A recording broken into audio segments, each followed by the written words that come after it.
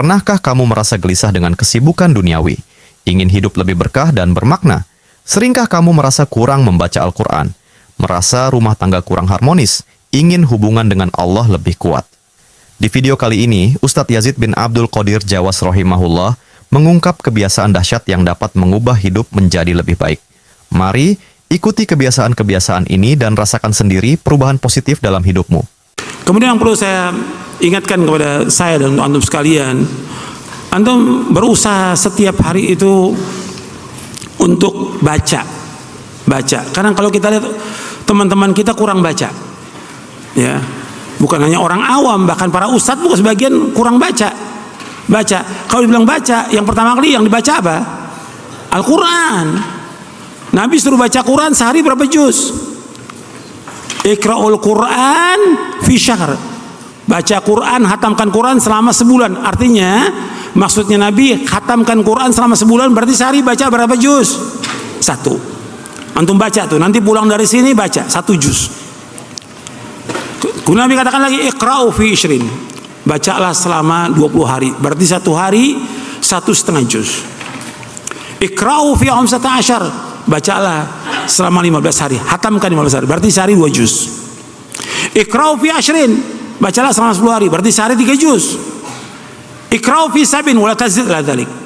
Bacalah selama sepekan, jangan kurang daripada itu.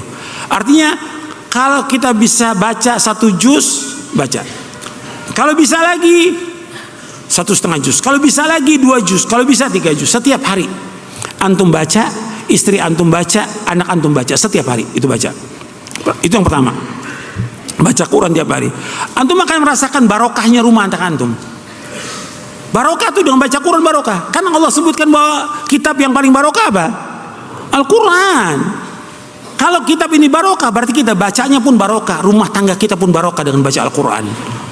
Perhatikan tuh, baca Quran setiap hari.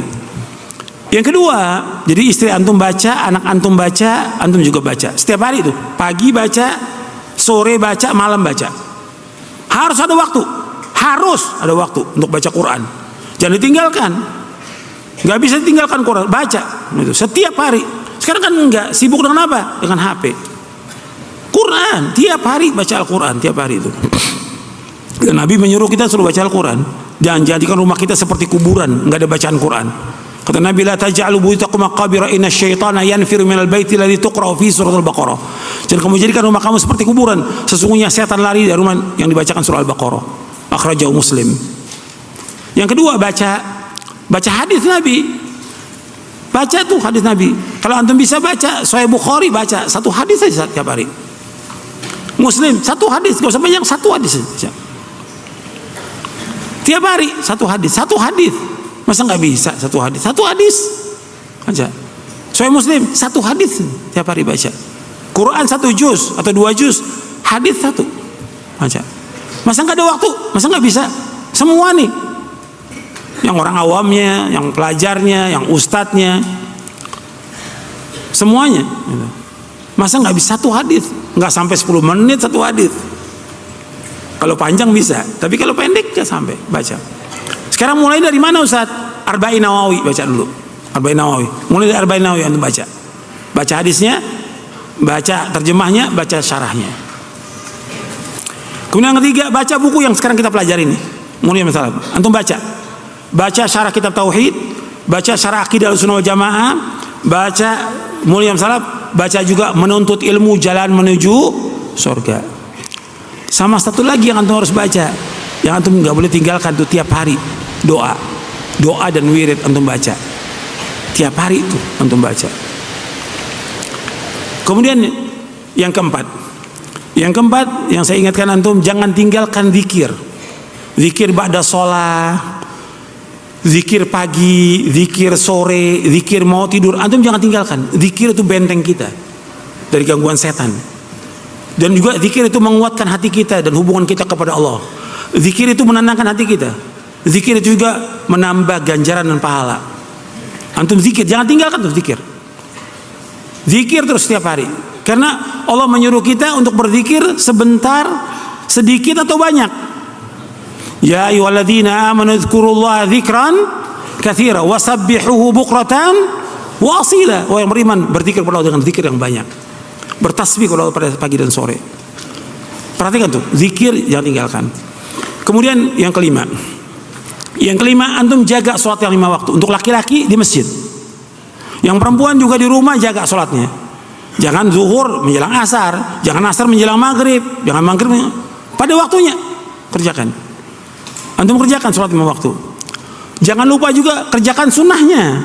Qobliyahnya, ba'diyahnya. Orang mengerjakan qobliyah, ba'diyah selama 12 rakaat dijamin dengan apa? Surga. Nah saya heran tuh ikhwan-ikhwan habis sholat ke belakang. Gak tahu ngapain ke belakang tuh. Mesti kan zikir.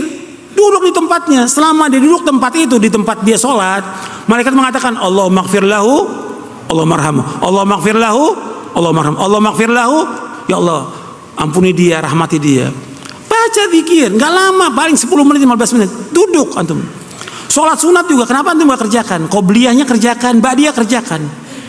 Nggak banyak waktu. Kalau kita di musola, kita mau sholatnya di rumah nggak ada masalah. Tapi kalau antum jauh, ya di masjid sholatnya. Karena memang sebaik-baik sholat seseorang itu di mana? Di rumah. Kata Nabi, afdalu sholatil mar'i fi baitihi ilal maktubah. Sebaik-baik sholat seseorang di rumahnya kecuali yang wajib. Jelas tuh, ya. Antum jangan tinggalkan tuh. Antum juga jangan tinggalkan sholat malam. Bangun tengah malam, antum udah ngaji. Apalagi yang dai ustadz, jangan tinggalkan. Itu pesan tuh dari Rasulullah SAW kepada para sahabat yang masih remaja. Suruh sholat malam.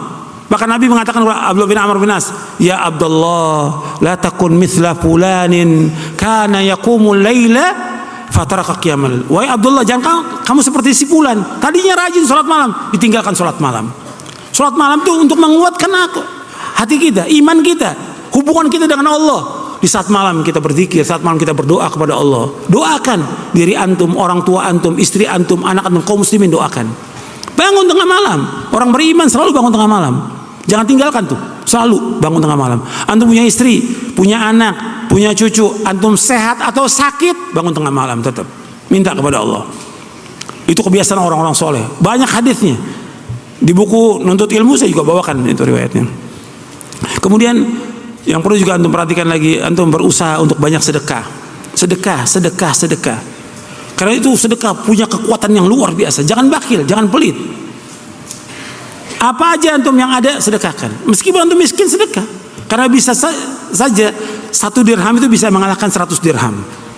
Sabaqa dirhamun mi'ata dirhamin Rasulullah. Banyakin sedekah. Sedekah itu luar biasa pengaruhnya kepada diri kita, keluarga kita, anak kita, rumah tangga kita, itu luar biasa pengaruhnya. Banyakin sedekah. Jangan ditunda. Sekarang bisa sedekah. Gitu. Jadi perhatikan. Kemudian yang terakhir saya ingatkan, antum yang wajib bagi antum jaga diri antum, keluarga antum dari api neraka. Fokus dengan istri kita, anak. Hatta kita sibuk kerja, kita usaha, kita dagang, kita segala macam, tetap fokus. Istri, anak itu perhatikan. Karena antum akan ditanya oleh Allah tentang apa? Tentang istri antum, tentang anak antum. Akan ditanya dari kiamat nanti. Maka jaga, ya ayyuhalladzina amanu qu anfusakum wa ahlikum nar. Sebagai penutup, mari kita ingatkan diri kita untuk selalu membaca Al-Quran setiap hari. Dengan membaca Al-Quran, kita akan merasakan keberkahan dalam hidup. Selain itu, penting juga bagi kita untuk rutin membaca hadis, seperti Sahih Bukhari atau Muslim, setidaknya 1 hadis setiap hari. Ini akan menambah pemahaman kita tentang ajaran Islam dan memperkuat iman kita. Jangan lupa untuk membaca buku-buku yang bermanfaat, seperti kitab Tauhid, Aqidah, dan buku-buku lainnya yang mengajarkan kita tentang agama. Selain itu, doa dan zikir harian juga sangat penting sebagai benteng dari gangguan setan dan untuk memperkuat hubungan kita dengan Allah. Yang terakhir, jagalah sholat 5 waktu dengan tepat waktu, baik bagi laki-laki di masjid maupun perempuan di rumah. Laksanakan juga sholat sunnahnya. Dan yang tak kalah pentingnya, bangunlah di malam hari untuk melaksanakan sholat tahajud dan berdoa kepada Allah. Sedekah juga merupakan amalan yang sangat dianjurkan, karena memiliki pengaruh yang luar biasa bagi diri kita dan keluarga. Dan yang paling penting, jaga diri dan keluarga kita dari api neraka dengan selalu mengarahkan mereka pada kebaikan dan takwa. Semoga video ini bermanfaat. Wallahu a'lam.